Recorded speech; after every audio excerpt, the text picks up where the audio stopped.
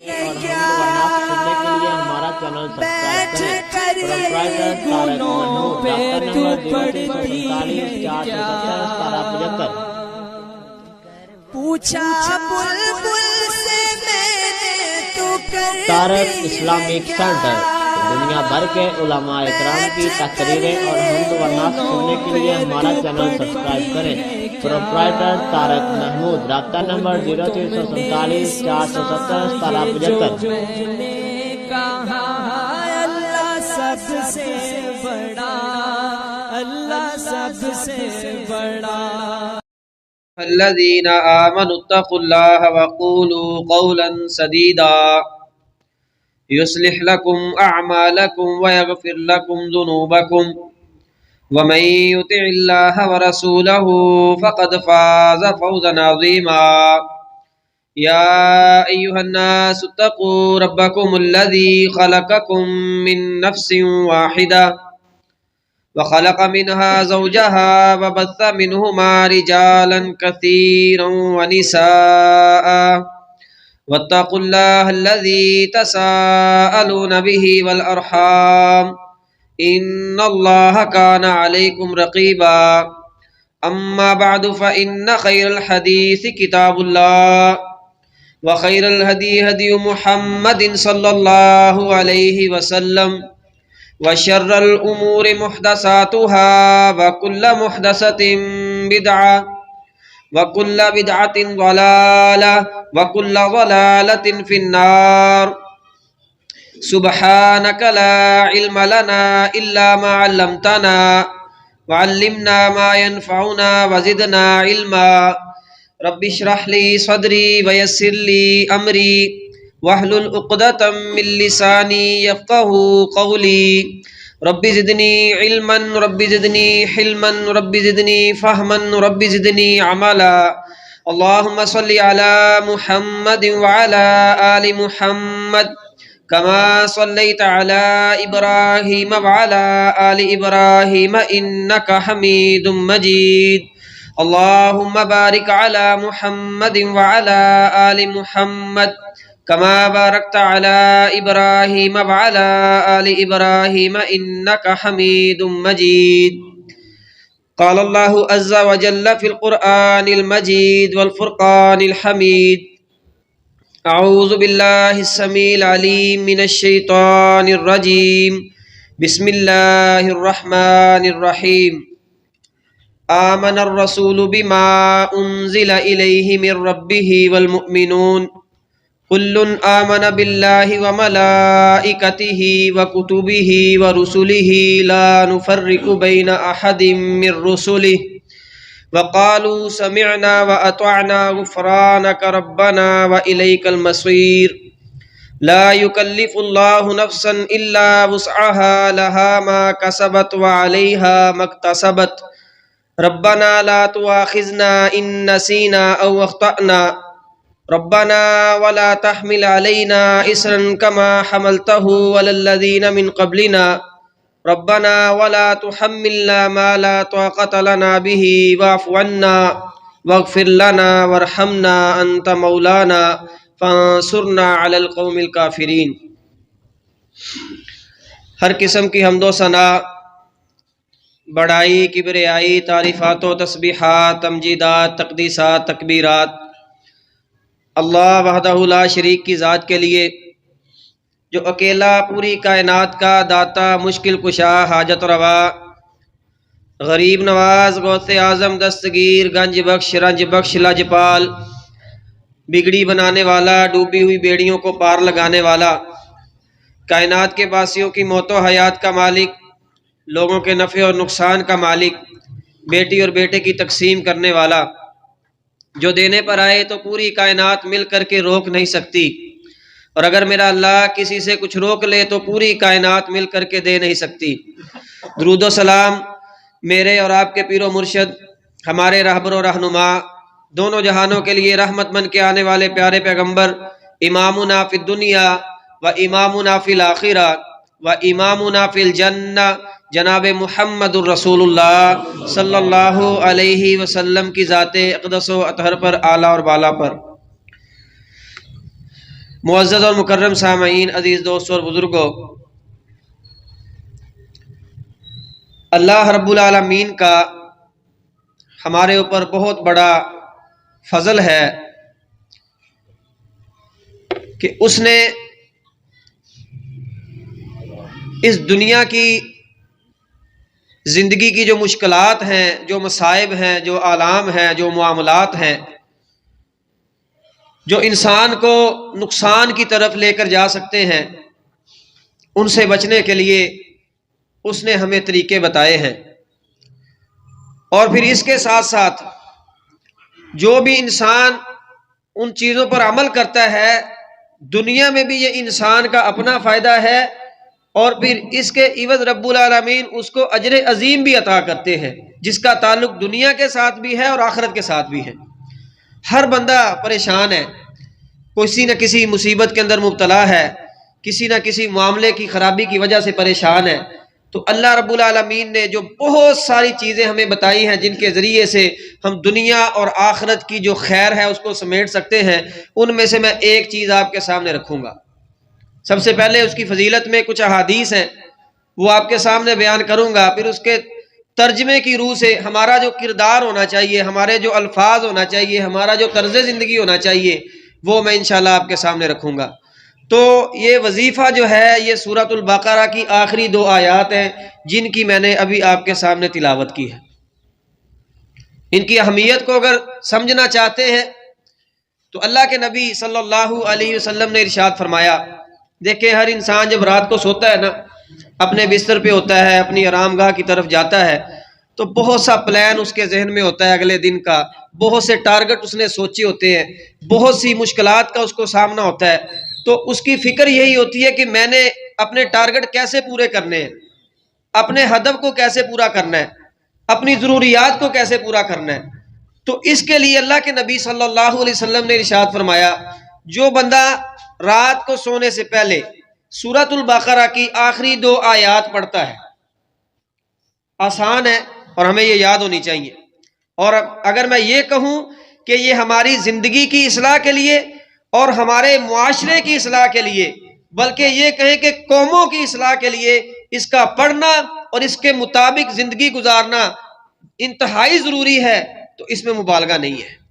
اللہ کے نبی صلی اللہ علیہ وسلم نے ارشاد فرمایا، جو انسان سونے سے پہلے سورۃ البقرہ کی آخری 2 آیات کی تلاوت کرتا ہے، معمول بنا لیتا ہے، کوئی مشکل کام نہیں ہے، 1 منٹ یا 2 منٹ لگتے ہیں، تو اللہ کے رسول علیہ الصلوۃ والسلام نے ارشاد فرمایا وہ انسان کو اس کے ہر عمل کے لیے کافی ہو جاتی ہے، اس کی ہر ضرورت کے لیے کافی ہو جاتی ہے۔ اس کی تشریح میں جہاں تک آپ جانا چاہتے ہیں اپنی زندگی کے حساب سے آپ جا سکتے ہیں۔ جب انسان سوتا ہے، اللہ کے نبی علیہ الصلوۃ والسلام نے شیطان کے جو خطرات ہیں ان کے بارے میں آگاہ کیا ہے، یہ شیطان کے اثرات سے محفوظ رکھتی ہے۔ جب انسان سوتا ہے اور بہت سے معاملات ہیں، غلط خواب ہیں، برے خواب ہیں، دشمن کا حملہ ہے، اور بھی بہت سی ناگہانی آفات ہیں جو سوتے ہوئے انسان کو اپنے گھیرے میں لے لیتی ہیں، اللہ کے نبی صلی اللہ علیہ وسلم نے ارشاد فرمایا کہ جو انسان سورۃ البقرہ کی آخری 2 آیات کی تلاوت کرتا ہے، معمول بنا لیتا ہے، یہ نہیں 1 دن پڑھی ہے پھر 1 مہینہ یاد ہی نہیں ہے، معمول بنائے، سونے سے پہلے ان کو لازمی پڑھے، تو یہ اس کے ہر کام کے لیے کافی ہو جاتی ہے۔ مزید اس کی تشریح کر لیں، کوئی بے اولاد آدمی ہے، اولاد نہیں ہے، اب پریشانی ہے، اولاد کی ضرورت ہے، اولاد کے حصول کے لیے آپ اس کو اپنا معمول بنائیں، اللہ اس کا رزلٹ آپ کو دے گا۔ وہ مقروض آدمی ہے، وہ اپنی قرض کی ادائیگی کے لیے اس کو اپنا معمول بنائے، روزانہ پڑھ کے سوئے، اور ذہن کے اندر یہ ہونا چاہیے اللہ تیرے نبی صلی اللہ علیہ وسلم کی حدیث ہے اور میں اس حدیث کے اوپر ایمان رکھتے ہوئے اپنی اس ضرورت کے لیے تیرے قرآن کی یہ 2 آیات تلاوت کر رہا ہوں، میری ضرورت کو پورا کر دے۔ اللہ اس کے لیے اسباب پیدا کر دے گا، وہ کسی بھی انداز سے اللہ کرے، یہ اللہ کی مرضی ہے۔ رزق میں تنگی ہے، کوئی آدمی بیماری کی وجہ سے پریشان ہے، کوئی بھی معاملہ ہے، ان 2 آیات کی تلاوت کو اپنا معمول بنا لے، یہ ان کی فضیلت ہے۔ اور اللہ کے رسول علیہ الصلوۃ والسلام کے صحابی سیدنا معاذ بن جبل رضی اللہ تعالیٰ عنہ، ان کو اللہ کے نبی صلی اللہ علیہ وسلم نے مسلمانوں کا جو صدقۃ الفطر کا صدقہ کا مال تھا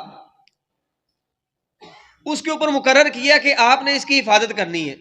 وہ کھجوریں تھیں، ایک دن رسول اللہ صلی اللہ علیہ وسلم کے پاس ہے، یا رسول اللہ مال کم ہو رہا ہے۔ اللہ کے نبی علیہ الصلوۃ والسلام نے فرمایا تمہارا مال جو کم کر رہا ہے وہ شیطان ہے اور وہ پھر آئے گا۔ ایک دن کہتے میں اس کمرے میں داخل ہوا اور میں نے فل اندھیرا کر دیا، اتنا اندھیرا کر دیا کہ دروازہ تک نظر نہیں آتا تھا۔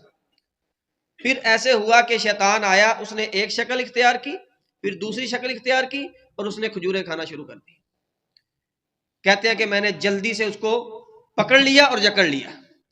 اس نے منت سماجت کی اور مجھے کہنے لگا کہ میں بوڑھا شیطان ہوں اور کثیر الاولاد ہوں، میری اولاد بہت زیادہ ہے، تو ضرورت کی وجہ سے یہاں پہ آیا ہوں۔ جب اللہ کے نبی صلی اللہ علیہ وسلم مبعوث نہیں ہوئے تھے یہ بستی ہمارا ٹھکانہ تھی، جب اللہ کے نبی علیہ الصلوۃ والسلام مبعوث ہوئے، نبی بنے، تو پھر ہمیں یہاں سے نکال دیا گیا، تو مجھے چھوڑ دے، میں تیری منت کرتا ہوں۔ کہتے میں نے چھوڑ دیا۔ اللہ کے نبی علیہ الصلوۃ والسلام نے پوچھا معاذ رضی اللہ تعالیٰ عنہ آپ کے چور کا کیا بنا؟ کہتے میں نے سارا قصہ نبی صلی اللہ علیہ وسلم کے سامنے رکھا، تو آپ علیہ الصلوۃ والسلام نے فرمایا ان قریب، وعدہ تو اس نے کیا ہے کہ آئندہ نہیں آؤں گا لیکن وہ آئے گا۔ کہتے کہ پھر ایسا ہوا، میں نے اس کو ایک مرتبہ پھر پکڑا، اور جب میں نے اس کو پکڑا تو پھر اس نے مجھے کہا کہ اللہ کی قسم جس نے مجھے پیدا کیا ہے، جس جگہ پہ سورۃ البقرہ کی آخری 2 آیات کی تلاوت کی جاتی ہے وہاں ہم میں سے کوئی بھی داخل نہیں ہو سکتا۔ سورۃ البقرہ کی آیات جس جگہ پہ، چاہے وہ مال ہے، چاہے وہ عام گھر ہے، کوئی بھی جگہ ہے جہاں سورۃ البقرہ کی آخری 2 آیات تلاوت کی جاتی ہیں، اس جگہ ہم میں سے کوئی بھی داخل نہیں ہو سکتا۔ یہ فضیلت ہے کہ انسان شیطان کے شر سے محفوظ رہتا ہے۔ آپ نے دیکھا ہوگا کوئی سبب بھی نہیں ہوتا، گھر میں آگ لگ جاتی ہے اور کوئی نقصان ہو جاتا ہے، اور پھر انسان کو اس کا ادراک بھی نہیں ہوتا کہ یہ ہوا کیسے ہے۔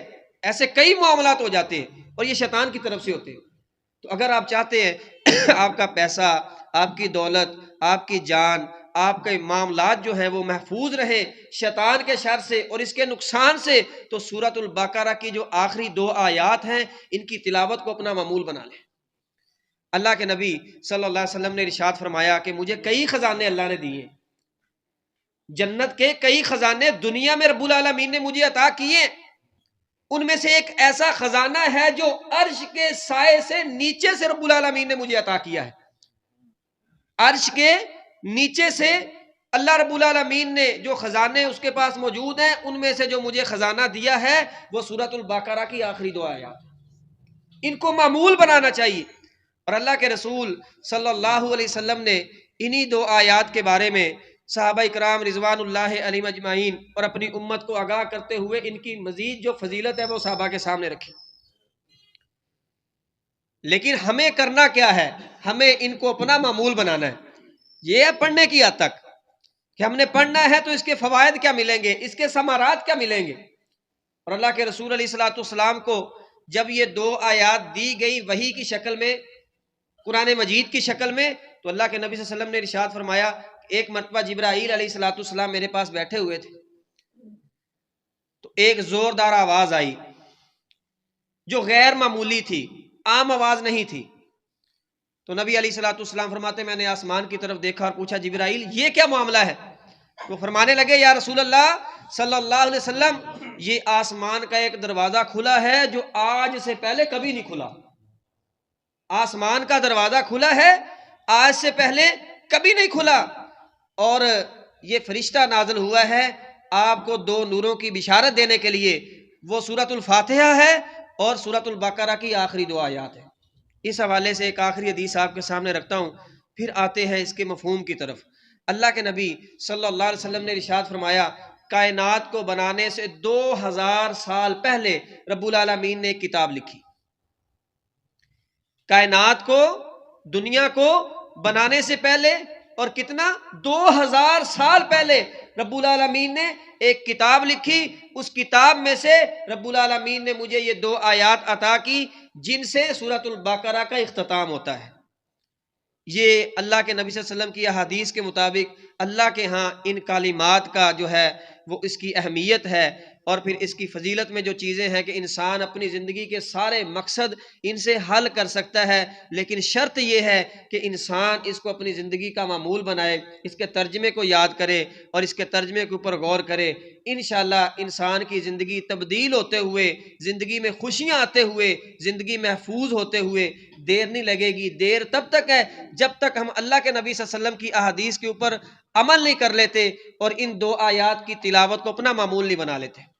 اگر بات کریں اس کے ترجمے کی طرف، تو اس میں بہت ساری دعائیں رب العالمین نے جو ہے وہ نبی علیہ الصلوۃ والسلام کو عطا کی ہیں، اور ایسی جامع دعائیں ہیں کہ اگر انسان ان دعاؤں کے اوپر غور کر لے اور دل سے وہ دعائیں مانگے تو پھر یہ معیشت کی پریشانیاں، یہ حکمرانوں کی پریشانیاں، ہاں جی، یہ عدالتوں کچہریوں تھانوں کی پریشانیاں، یہ دشمنوں کی پریشانیاں، یہ ساری پریشانیاں رب العالمین انسان سے الگ کر دیتا ہے اگر اپنی زندگی کا معمول اس کے ترجمے پہ غور کر کے پھر اس کے مطابق گزارے۔ یہ نہیں ہے عربی پڑھی ہے اور اس کا ترجمہ پڑھا ہے اور بس بھی نظر انداز کر دیا، غور بھی تو کرنا ہے نا۔ اور اس میں بہت ساری چیزوں کا اقرار ہے، جہاں مومنین کا ذکر ہے وہاں رسول کا بھی ذکر ہے، اور وہ رسول کون ہے؟ جناب محمد رسول اللہ صلی اللہ علیہ وسلم۔ اس میں ایمان کا بھی ذکر ہے رب العالمین نے، اور مومنوں کے ساتھ نبی علیہ الصلوۃ والسلام کا ذکر کیا۔ اس میں کچھ دعائیں ہیں اور ان دعاؤں کا میں آپ کے سامنے تذکرہ کرنا چاہتا ہوں۔ اس میں سب سے پہلے اللہ کے نبی صلی اللہ علیہ وسلم نے اپنی زندگی میں ان آیات کے علاوہ بھی اپنی زندگی کے دوسرے حصوں میں، دوسرے اوقات میں، نمازوں کے بعد اللہ کے رسول علیہ الصلوۃ والسلام نے یہ دعائیں کی ہیں، اور یہ معمول نبی علیہ الصلوۃ والسلام کا حدیث میں ملتا ہے۔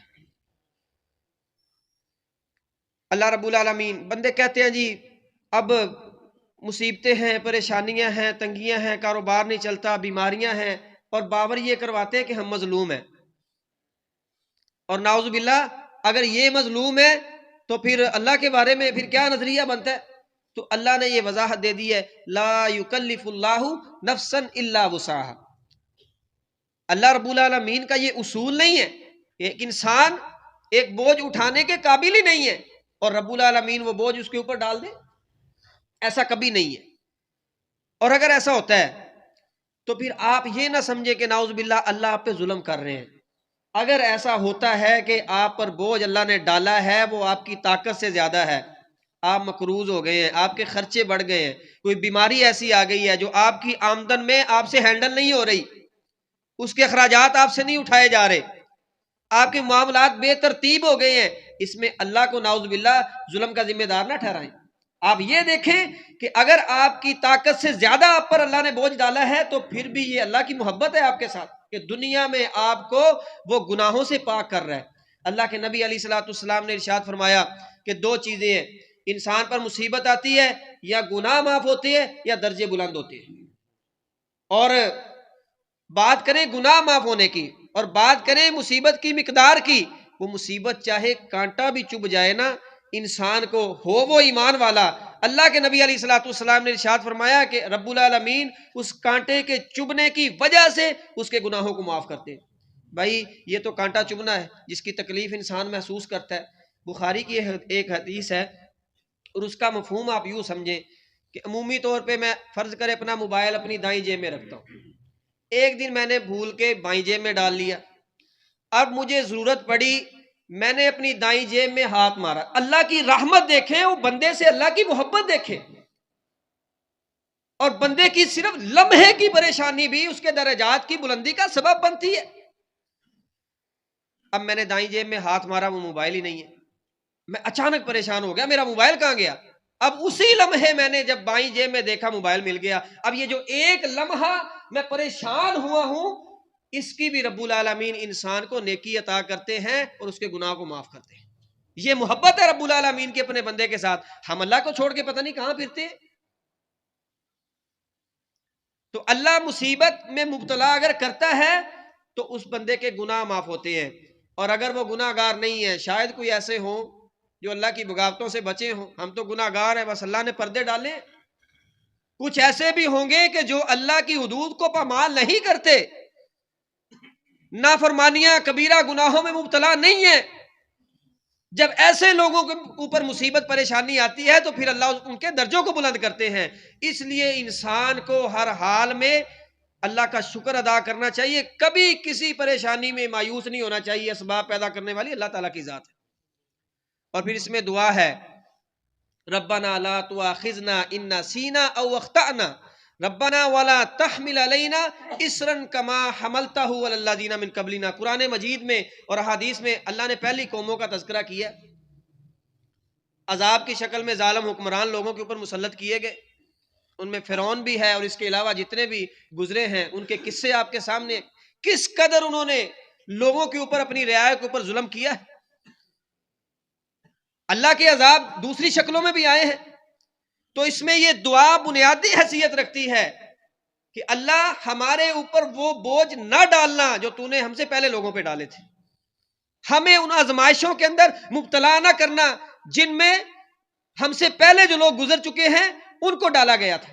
صحابہ کرام بیت اللہ میں بیٹھے بات ہو رہی ہے دور حاضر کے ظلم کے اوپر. دور حاضر میں اس وقت جو صحابہ پر ظلم ہو رہا تھا کفار کی طرف سے کسی کو کوئلوں پہ لٹایا جاتا, کسی کا جسم جو ہے وہ کنگھیوں کے ساتھ اس کو کاٹا جاتا, کسی کو دور سے نیزے اور تیر مار کے شہید کیا جاتا, کسی کے 2 ٹکڑے کیے جاتے, کسی کی آنکھیں نکالی جاتی. اب ان ظلموں کا تذکرہ ہو رہا ہے اور صحابہ کرام کر کے آپس میں تذکرہ کر کے اللہ کے نبی علیہ الصلوۃ والسلام جب اس کو سنتے ہیں فرماتے ہیں میرے صحابہ ابھی پریشان ہو گئے ہیں کہ آپ کو نہیں پتا کہ آپ سے پہلے جو لوگ گزرے تھے زمین میں آدھا گاڑ دیا جاتا, لوہے کا آرا چلا کے 2 ٹکڑے کر دیے جاتے. کیا تمہارے ساتھ ایسا ہوا ہے کبھی؟ آپ اندازہ کریں. اس لیے جو ہم سے پہلے قومیں گزری ان کی بغاوتوں کی وجہ سے وہ الگ بات ہے کہ ان میں ایک ایک بغاوت تھی, ایک ایک گناہ تھا جس بنیاد پہ رب العالمین نے ان کو دنیا میں لوگوں کے لیے عبرت بنا دیا. قوم لوط میں ایک گناہ تھا,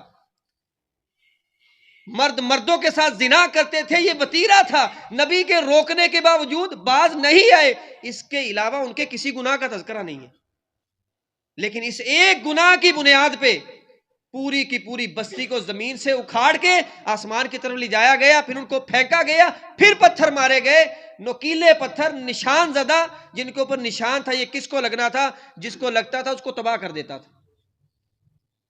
آج بھی وہ بستی وہ جگہ جہاں پہ اس انداز میں اللہ کا عذاب نازل ہوا وہ بے آباد ہے. کوئی وہاں جانے کے لیے ٹھہرنے کے لیے تیار نہیں ہے. ایک ایک گناہ کی وجہ سے اللہ نے تمام لوگوں کو تباہ و برباد کر دیا, لوگوں کے لیے عبرت بنا دیا. ہم میں سارے موجود ہیں, آپ گننا شروع کر دیں, آپ گننا شروع کر دیں اور وہ سارے گناہ آپ کو اپنے اندر موجود ملیں گے اس امت کے اندر. لیکن اس کے باوجود بھی اللہ نے ہمیں بچایا ہوا. یہ نبی علیہ الصلوۃ والسلام کی دعاؤں کا نتیجہ, اللہ کی رحمت کا نتیجہ ہے. اس لیے جو ہم سے پہلے لوگ گزرے ہیں ان پر جو عذاب آئے, جیسے اللہ نے ان کو پکڑا, جس انداز سے اللہ نے ان کو آزمائشوں میں مبتلا کیا, کوئی نیک آدمی ہے اس کو بھی یہ دعا کرنی چاہیے, اگر کوئی گناہ گار آدمی ہے اس کو بھی دعا کرنی چاہیے اللہ ہم پہ وہ بوجھ نہ ڈالنا جو ہم سے پہلے لوگوں پہ ڈالے تھے. اور اللہ فرماتے ہیں, آج تو کہتے ہیں نا جی بات جہاں بھی لے جائیں یہیں پہ آتی ہے عقیدہ توحید کی طرف. نسبتیں ایسی ہیں, نسبتیں ایسی ہیں, نیکیوں کو بھی کنورٹ کر دیا جاتا ہے, گناہوں کو بھی کنورٹ کر دیا جاتا ہے. ایسا ایسا نظام ہمارے معاشرے میں چل رہا ہے. تو اللہ فرماتے ہیں کہ جس نے نیکی کی اسی کے لیے ہے اور جس نے برائی کی اسی کے لیے ہے. کوئی کسی کی نیکی کا ذمہ دار نہیں ہے, اس کو اس کی نیکی کا صلہ نہیں ملے گا. میں نے قرآن پڑھا ہے, میں نے نیکی کی ہے, کسی اور کو اس کا صلہ نہیں ملے گا الا کہ اس نے مجھے اس نیکی کی طرف میری رہنمائی کی ہو. گناہ میں نے کیا ہے کسی کے سر نہیں پڑے گا. ولا تزر وازرۃ وزر اخرى, قیامت والے دن کوئی انسان کسی دوسرے انسان کا بوجھ نہیں اٹھائے گا. آج تو کہتے ہیں جی ہیں حضرت صاحب بچا لیں گے, ان کے جھنڈے کے نیچے ہم کھڑے ہوں گے, وہ ہمیں بچا لیں گے. اور امکان یہ ہے کہ اس نے جیسے دنیا کے اندر لوگوں کو دین کے معاملے میں دھوکہ دیا وہی جھنڈا اس پہ استعمال کیا جائے گا, وہی جھنڈا اس کے اوپر استعمال کیا جائے گا کہ ہر دھوکے باز جو دنیا میں لوگوں کو دھوکے دے کے اپنی ضرورتیں پوری کرتا تھا, وہ دنیا کا معاملہ ہے یا آخرت کا معاملہ ہے, اس کو ہائی لائٹ کیا جائے گا. اور ایسا ہائی لائٹ کیا جائے گا کہ وہ اس وقت دنیا کا ذلیل ترین انسان لوگوں میں شمار ہوگا. لا یکلف اللہ نفسا الا وسعها لها ما کسبت وعلیها ما اکتسبت ربنا لا تؤاخذنا ان نسینا او اخطأنا ربنا ولا تحمل علینا اصرا كما حملته على الذین من قبلنا ربنا ولا تحملنا ما لا طاقة لنا به۔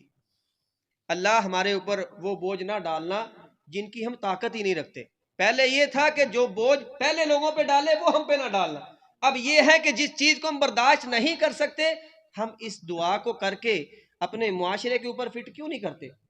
اللہ ہمیں ایسا حکمران نہ دینا جس کے اصولوں کو، جس کے ضابطوں کو، جس کے طرز حکومت کو، جس کی بے ایمانیوں کو، جس کے ظلم کو، جس کے جبر کو ہم برداشت نہ کر سکے۔ اللہ ایسا حکمران ہمیں نہ دینا، ایسا قاضی، ایسا جج ہمیں نہ دینا جو فیصلے کرے تو انصاف پر مبنی نہ ہو، ظلم پر مبنی فیصلے ہوں۔ اللہ ایسی اولاد ہمیں نہ دینا جو ہمارے لیے فتنے کا سبب بن جائے۔ اللہ ایسے مال کا بوجھ ہمارے اوپر نہ ڈالنا جو ہمارے لیے فتنے کا سبب بن جائے، ہمیں آپ سے دور کر دے۔ بہت ساری ایسی چیزیں ہیں جو انسان کو اللہ سے دور بھی کرتی ہیں اور وہ انسان کو دنیا اور آخرت میں تباہی کے دانے پہ کھڑا کر دیتی ہیں۔ ایسی ساری چیزوں کو ذہن میں رکھ کے یہ بات انسان کو اللہ کے سامنے رکھنی چاہیے، اللہ ہم پر وہ بوجھ نہ ڈالنا جو ہم اٹھا نہ سکیں، وہ بوجھ ڈالنا، اتنا ڈالنا جس کی طاقت ہم رکھتے ہیں اٹھانے کی اور اس پر پورا اترنے کی۔ واعف عنا واغفر لنا وارحمنا، ساری باتیں اس میں آ جاتی ہیں۔ اللہ درگزر فرما دے، اللہ معاف فرما دے، اللہ ہم پہ رحم کر دے۔ اور اینڈ پہ ہوتا کیا ہے کہ ایسے لوگوں کا سامنا پھر دنیا کے کفر کے ساتھ ہوتا ہے۔ دنیا کا کفر ہر اینڈ سے لوگوں کو، ایسے لوگ جو اللہ پہ توکل ایمان رکھنے والے اور کسی کی غلامی کو برداشت نہ کرنے والے، پھر ان کو پوری دنیا کے کفر کا سامنا کرنا پڑتا ہے۔ پھر انسان اینڈ پہ یہ اقرار کرتا ہے فانصرنا علی القوم الکافرین، اللہ ہمارے مظاہر کچھ بھی نہیں ہے۔ یہ سادہ لفظوں میں سمجھے، ہماری معیشت کچھ بھی نہیں ہے، ہماری فوجیں کچھ بھی نہیں ہے، ہماری قوم، قبیلے کی، خاندان کی طاقتیں کچھ بھی نہیں ہے، میرا وجود اللہ کچھ بھی نہیں ہے۔ فانصرنا علی القوم الکافرین، ساری دنیا کے وسائل بھی میرے پاس آ جائیں تو پھر بھی اللہ کافروں کے مقابلے میں ہمیں آپ کی مدد کی ضرورت ہے۔ اور بنیاد بھی یہی ہے، اور جہاں اللہ کی مدد آتی ہے تو پھر اللہ مقدار نہیں دیکھتا، اللہ طاقت نہیں دیکھتا۔ غزوہ بدر دیکھ لے یا پھر آج دور حاضر میں غزہ کو جا کے دیکھ لے۔ اللہ سے دعا ہے اللہ میں صحیح معنوں میں دین اسلام کو سمجھ کر اس پر عمل کرنے کی توفیق عطا فرمائے۔ اور سورۃ البقرہ کی آخری دو آیات جن کی فضیلت میں نے آپ کے سامنے رکھی ہے، اللہ اس کو ہمیں رات کو پڑھنے کی توفیق عطا فرمائے، اس کے ترجمے کے مطابق اپنا ایمان بنانے کی توفیق عطا فرمائے۔ وآخر دعوانا الحمدللہ۔